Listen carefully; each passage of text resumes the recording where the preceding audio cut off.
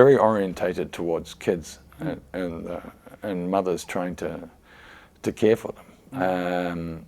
And it did have a marked effect on me. Which are the ones that, let's say, the events that left the most impression on you from a body of work that is being published in your book? It's funny how personal life and can mix with professional life. In January 1999, I took 1 month out because my wife gave birth to my first daughter, my first child.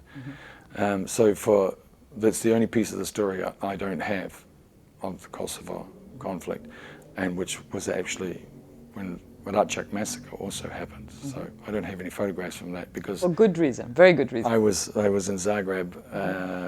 I took the month out, and immediately on my return, I returned to Cook's.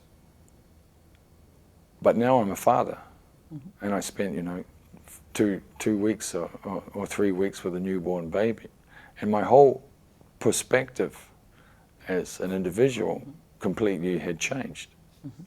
And seeing, you know, these poor people exiled from their homes with big families and no certainty of not just tomorrow, but even the next half an hour, how they're going to look after their kids, and mostly just women, because the men were either too afraid to travel with them as they were exiled, or were in the KLA.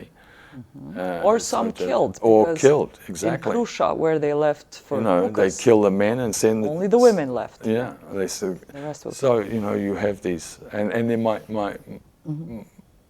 my focus then became on parenting and caring, or the inability to do so. Less soldiering, less photos of soldiering. Yeah, and very orientated towards kids and mothers trying to care for them.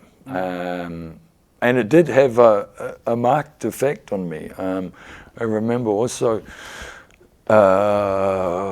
it was also quite soon after I was robbed in Bayram, Surrey, and I was photographing. And there's even, I think, one picture of lots of hands trying to grab bread that was being put out of the back of a truck. I remember this one. So soon, this day for sure, and soon after this picture, I found myself sitting on the side of the road alone. Where there's chaos going on all around me, but I was alone, crying. And one colleague came up and took me away. You know, it just overwhelmed me. And it was again this personal fatherhood that I had just entered into, and having a much more emotional connection with the people I was photographing, the parents, the mothers trying to look after their kids.